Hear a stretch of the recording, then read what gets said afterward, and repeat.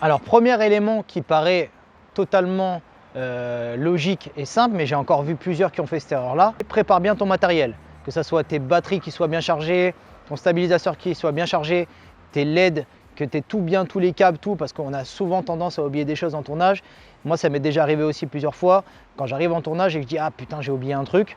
Et donc c'est compliqué et des fois il te suffit d'un élément que tu as oublié et il y a plein de plans que tu ne peux pas faire. Donc vraiment, la veille, prépare vraiment bien ton matériel, c'est vraiment très important. Et d'ailleurs, au niveau de l'enceinte, et ça arrive souvent en tournage, j'ai déjà vu souvent ce problème-là, vraiment fais en sorte que tu dois rajouter tout le temps, alors moi je conseille ça, une carte mini SD dedans ton enceinte pour qu'il y ait le son, pour que tu puisses mettre play et que ça parte direct. Ne commence pas à essayer de mettre le son connecté en Bluetooth parce que très souvent, tu vas avoir le problème que le son ne va pas démarrer à ce moment-là, ou ton téléphone ne va plus avoir de batterie, ou bien il y a quelqu'un qui va t'appeler entre temps, ou bien ça va couper. Donc vraiment, mets le son directement en MP3 dans la carte SD, tu appuies sur play et ça part direct, ça va te faire gagner du temps, ça va aller plus vite. Et quand il y a du monde et que tu dois mettre play, au moins ça marche directement. Donc vraiment, niveau matériel, c'est vraiment très important de bien l'avoir préparé à l'avance et toujours refaire attention la veille, charger les batteries. Pour ce qui est du niveau montage, essaye de faire en sorte de toujours respecter les deadlines que tu donnes. C'est-à-dire si tu dis voilà, tu rends le clip dans 10 jours ou dans 7 jours,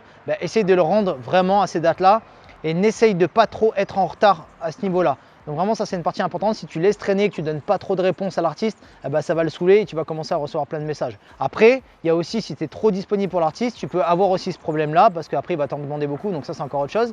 Mais en tout cas, essaye de vraiment respecter ce que tu dis en général. D'ailleurs, si tu veux savoir comment faire pour monter beaucoup plus vite, pour être sûr de tes deadlines, tu peux voir dans cette vidéo ici où j'ai montré comment faire pour monter vite. Et aussi, essaye de rendre le clip version 1 le plus rapidement possible. Ensuite, essaye d'être vraiment disponible pour l'artiste. Ne le néglige pas, ne fais pas en sorte que tu ne vas pas lui répondre ou des trucs comme ça. Ça, c'est compliqué parce que ça peut le frustrer, ça peut l'énerver. Donc, essaye d'être quand même disponible pour les artistes en général. Alors, évidemment, je sais qu'il y a des artistes, des fois, c'est compliqué, ils n'arrivent pas tout à comprendre et ça peut saouler un clipmaker, ce qui est normal.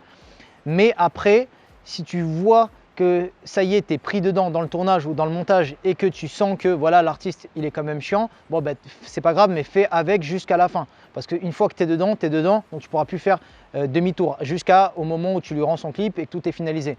Mais tant que tu es dedans, essaie d'être disponible pour lui jusqu'à quand ça soit fini et essaye vraiment de lui répondre et essaye d'être vraiment disponible pour lui, essaye d'être vraiment carré jusqu'au bout, essaye d'être professionnel jusqu'au bout, même si évidemment je sais que des fois il y a des parties qui sont un peu chiantes à ce niveau-là. De bien expliquer les choses avec lui et d'échanger, ça c'est une partie qui est importante. Quand tu vas échanger avec lui et que tu vas avoir ses instructions, parce que souvent les artistes aujourd'hui ils ont déjà toutes leurs idées en tête, donc essaye de faire en sorte que tu vas comprendre ce qu'il veut. Ça, c'est vraiment une partie importante. Et l'erreur qu'il y a en général sur le clipmaker, c'est que la plupart en font qu'à leur tête et ils ont que leurs idées eux en tête et ils veulent imposer leurs choses, alors que c'est pas comme ça. Donc, essaie d'avoir un échange et vraiment essaye d'échanger avec lui. Si tu as des idées, tu vas les échanger avec lui et lui écoute aussi ses idées pour aller aussi dans son sens. C'est normal. Donc, vraiment, essaye d'avoir cette partie-là à développer. Si tu as encore du mal avec ça, essaie de développer ça. Je sais qu'il y en a certains que ça leur pose un problème, mais c'est vraiment très important de fonctionner de cette manière-là. Et donc du coup, être vraiment à l'écoute de l'artiste. Vraiment, voilà, écoute bien toutes ses idées, tout ce qu'il veut faire. Prends des notes d'ailleurs, si tu veux prendre des notes, tu peux regarder sur cette vidéo-là. Et en même temps, vraiment de prendre des notes et de faire en sorte de comprendre vraiment ce qu'il veut. C'est très important. Donc pour ça, il te faudra bien être à l'écoute et forcément bien expliquer les choses de ton côté. Il faut vraiment que la communication soit bonne, que ça soit au téléphone ou sur WhatsApp. Bon, aujourd'hui, on a la possibilité de communiquer que sur WhatsApp avec un groupe où il y a plusieurs personnes. Voilà, vous faites des notes vocales, ça parle et vous arrivez à discuter assez facilement pour essayer de comprendre. Fais-le vraiment en note vocale, comme ça tu vas pouvoir revenir dans l'historique pour vraiment comprendre ce qu'il voulait à ce moment-là. Comme ça, tu sais que s'il y a des choses qui ont mal été comprises, tu pourras revenir en arrière pour écouter. Donc ça, c'est la partie normale aujourd'hui de communiquer sur WhatsApp en note vocale et donc tout sera beaucoup plus facile. Et ensuite, s'il te plaît, ne fais pas l'erreur de rester à fond sur tes idées parce que sinon ça va te bouffer par la suite et ça va être compliqué pour toi de faire plein de clips. Moi, j'ai été comme ça il y a quelques années en arrière, j'étais à fond sur mes idées et en fait, tu peux le faire sur certains clips avec certains artistes qui te suivent, mais en général, les artistes ne suivent pas toutes les idées, ce qui est normal parce qu'ils ont déjà leurs idées et c'est leur clip. Donc, ne reste pas bloqué sur tes idées, essaye de peut-être ramener tes idées en échangeant avec l'artiste, mais ne reste pas bloqué que sur tes idées et surtout, ne reste pas bloqué sur des plans pendant 1 heure à ton montage ou en tournage parce que ça, l'artiste, il ne le comprendra pas. donc ça va faire perdre du temps et peut-être que tu seras en retard sur tes deadlines de première V1 parce que tu es resté trop longtemps sur un petit détail qui finalement passe une seconde, on n'a même pas le temps de le voir.